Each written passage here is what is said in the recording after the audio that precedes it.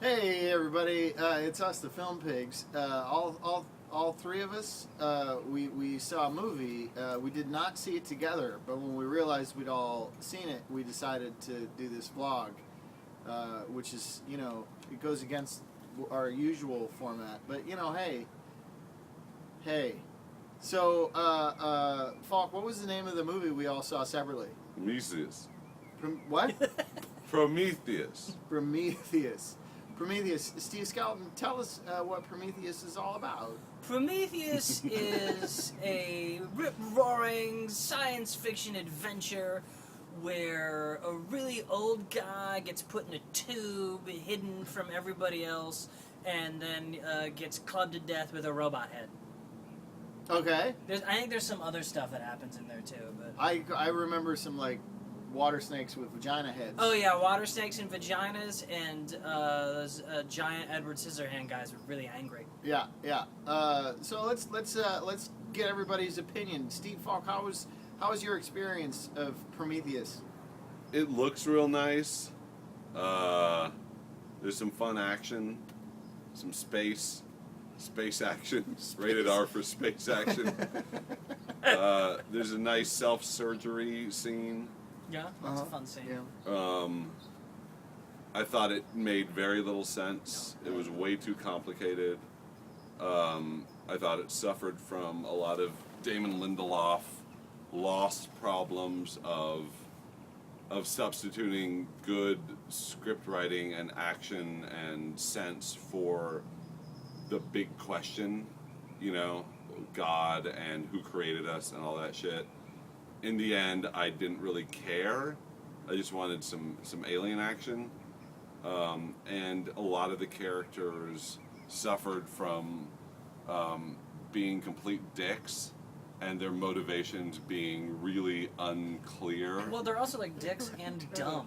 Yeah, they're Dicks and dumb. They're like the dumbest crew of space scientists in and a spaceship and I've ever completely seen. inconsistent. To Yeah. wit, you had two sub-characters who should have been funny comic relief, but instead they were just angry dicks.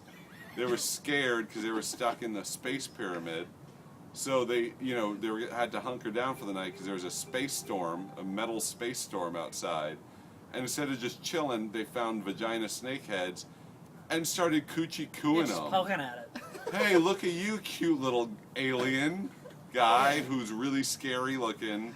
I'm sure you'll do me no harm. Completely inconsistent, and of course they did them harm. Spoiler alert. Spoiler There was alert. harm done.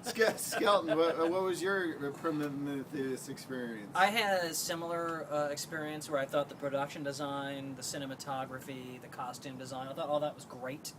And I thought the story was clunky, made no sense, and was just a rehash of one of the oldest sci-fi tropes of ancient aliens seeding life on Earth nonsense that it's been done to death. Yes. Brought nothing new to the genre. My Except really neat spaceships and monsters.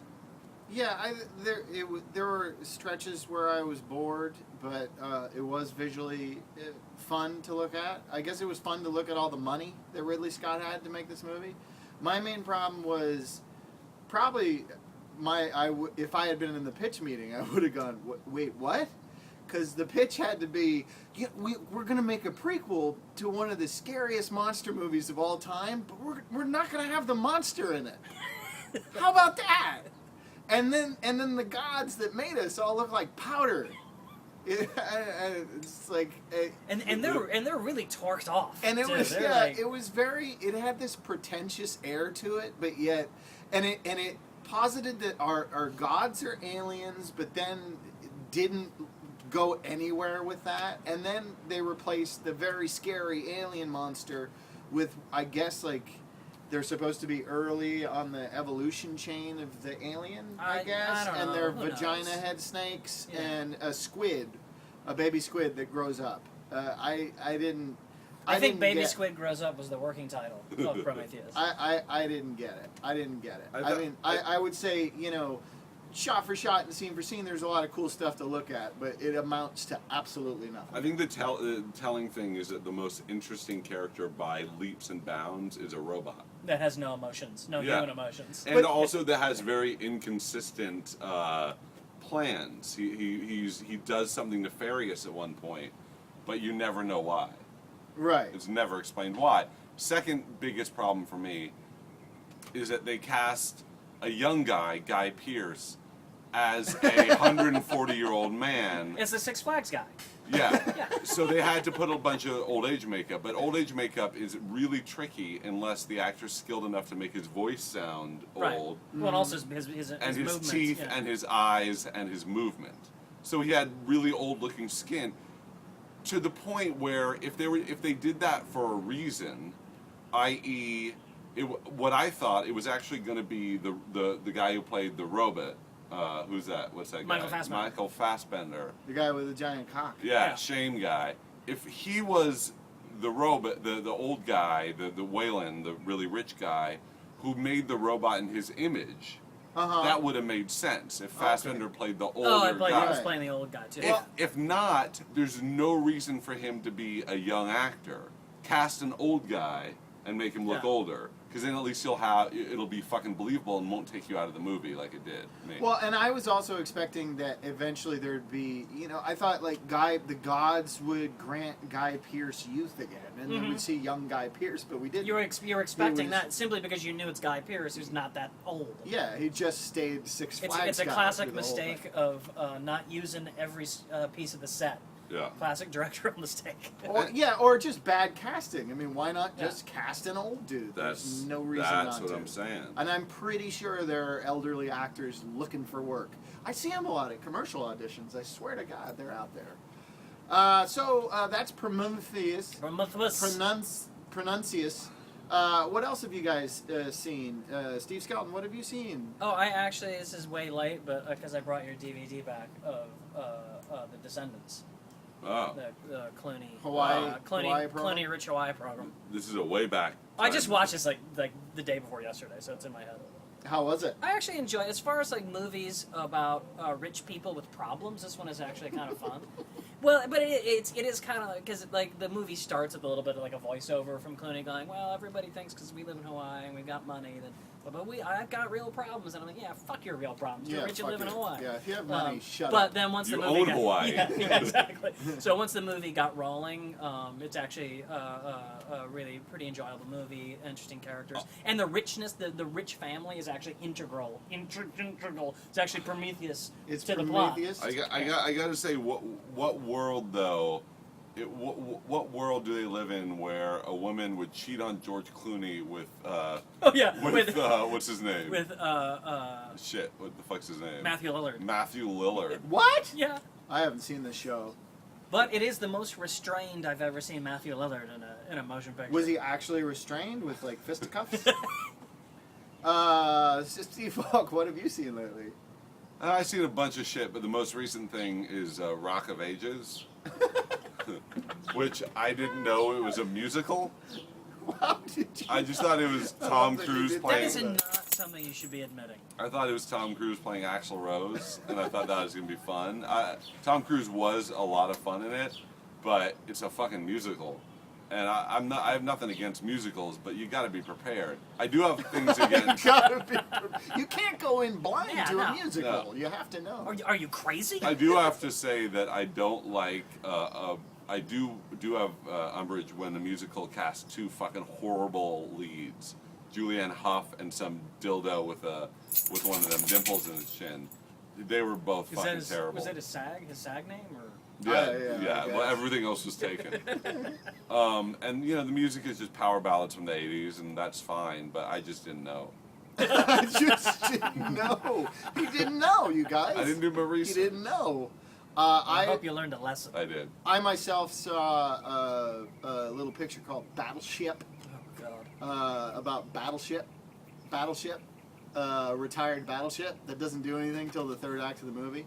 This is the Battleship. He's 6 weeks to retirement, and it's his last case. I honestly, in the beginning of the movie, for this battleship. In the Oh. beginning, nothing about Battleship makes Holy sense. shit. It's like basically the aliens are attacking Earth, Sure. and there's only like 3 ships. But are they like throwing like giant They like throw like yeah. pinballs, flaming pinballs and stuff? Yeah, or maybe they're Bakugans or something. I don't know what they are. They rip up stuff, but there's only like 3 ships from the Navy that are available to fight an alien invasion through the whole movie, to the point where all their ships get destroyed. So the third act, I sort of got lost in thought about other things during the second act, but I woke up to the third act, which is they bring the actual battleship out of retirement. Not until the third act? Including all the old Navy guys who are running the Battleship Museum are like, yeah, we can help out. So that in the third act, it's the actual battleship. And when that happened and the old guys came out, then I was like, yeah! So the third act USA.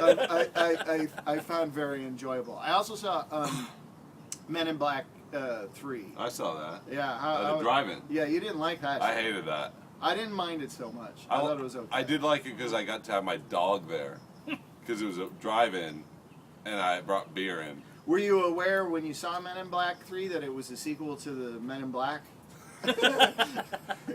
Or were you surprised? I was surprised. You didn't know? No, I thought it was about Johnny Cash. I thought, that what's his face there, Brolin. He was awesome. Oh, the Brolin. was quite good. He was great. He was quite good. Playing, and honestly, it was playing Tommy Lee Jones as a younger fella. yeah. And for me, it was fun to see Will Smith doing old Will Smith again. I thought he was fun. I thought he did a good job. It was an amusing enough picture for me. It was also- way better than the second one. I also saw a French movie called Intouchables. And it's kind of, people have racial problems with it because it's a magical Negro story. But I happen to like magical Negroes. No, I don't. I'm just kidding. It was a very cute movie, and they're going to remake I'm it. gonna distance myself. We're gonna get off. No, it's a fun movie, and if you're a sucker for shit, sometimes like I am, you might really like it. I liked it. All right, quick. And it's not a musical, right? No, although they dance to Kool and the Gang a lot. It's true. Quick listicle, improv listicle. Your favorite movie musical of all time, Steve Falk. Maybe without thinking about it too hard. Oh, no, actually, South Park the movie. South Park the movie. Ooh, that's good a good one, choice. Good choice. What about you, Steve Skelton? Blues Brothers. Blues Brothers. That's a good musical. I'm gonna go. Mary Poppins. Ah. My runner-up is Little Shop of Horrors. Oh, that's Nice. a good one. I love the dentist bit in that. Yeah. It's the professionalism I respect. All right, that's it for our a vlog on Prometheus. Prometheus. So Prometheus. if you go to Prometheus, expect it to not make sense, but enjoy the sweeping visuals of space. And goddamn, settle down, Damon Lindelof. Just settle down. And if you take nothing away from this particular vlog, please remember. And you probably won't. Please remember, Rock of Ages is a musical. Cheers to you.